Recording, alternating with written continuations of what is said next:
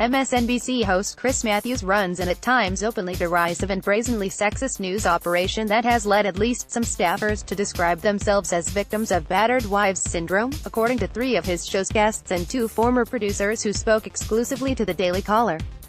2 former NBC producers independently alleged Matthews would rate the looks of his female guests on a scale and said Matthews was so abusive that staff joked about being battered women.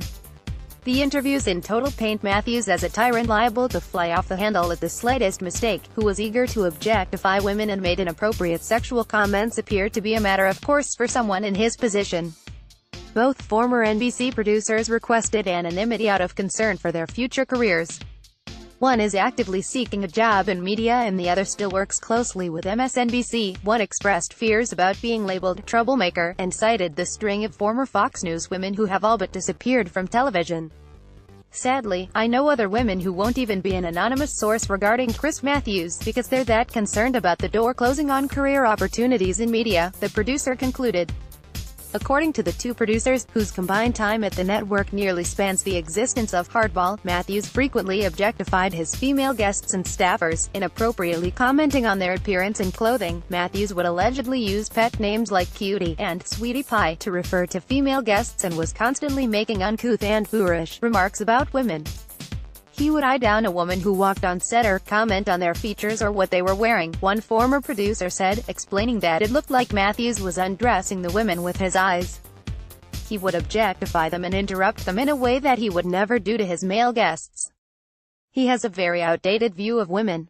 The other producer likened his behavior to that of a teenage boy, alleging that Matthews would rate his female guests on a numerical scale, deciding which guest was the hottest of the week, and would talk about how hot various women in the office were, including herself.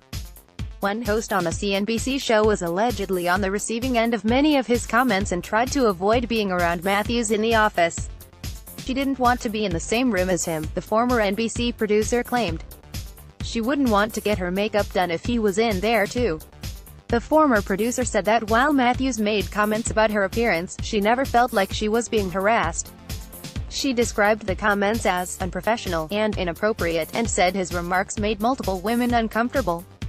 Matthews alleged casual misogyny would sometimes spill out into the open, and he has a long history of making sexist remarks in interviews or on his show. In a 2008 New York Times profile, Matthews introduced himself to actress Kerry Washington by giving her a business card and telling her that Phil Griffin, the head of MSNBC, wanted to get her on the show because she is black and beautiful. Matthews later referred to the actress as a total knockout.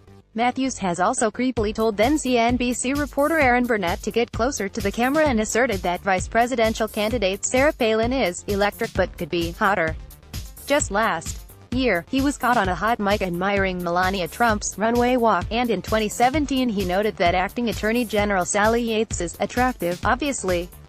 The host was notoriously tough on former Secretary of State Hillary Clinton, suggesting that her political success was due to her husband Bill's infidelity, asking a male senator if it was tough to debate a woman, claiming that Bill had Hillary on a leash, and routinely mocking witchy Hillary's fingernails on a blackboard voice. In addition to the troubling behavior toward women, all 5 of the sources who spoke to THEDC about the workplace environment at Hardball described Matthews as verbally abusive.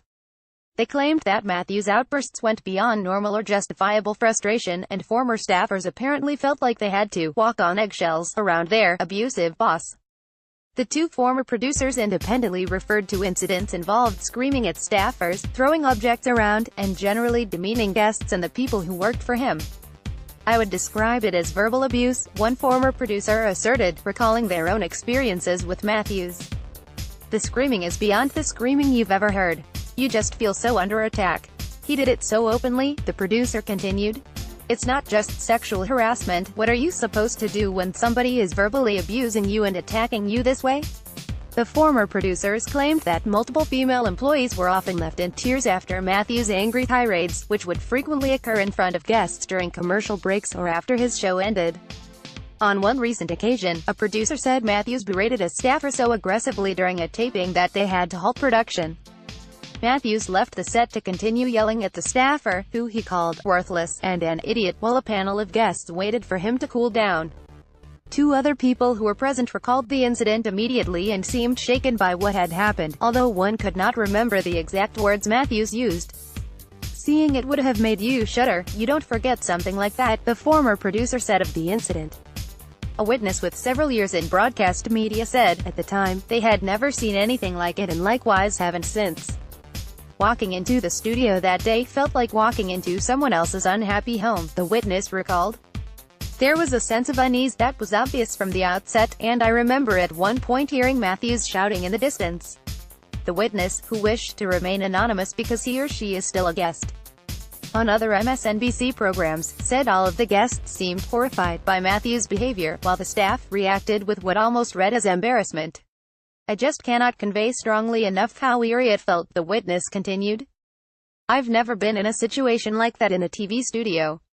During the same interview block, two people present recalled Matthews asking to rearrange the seating so that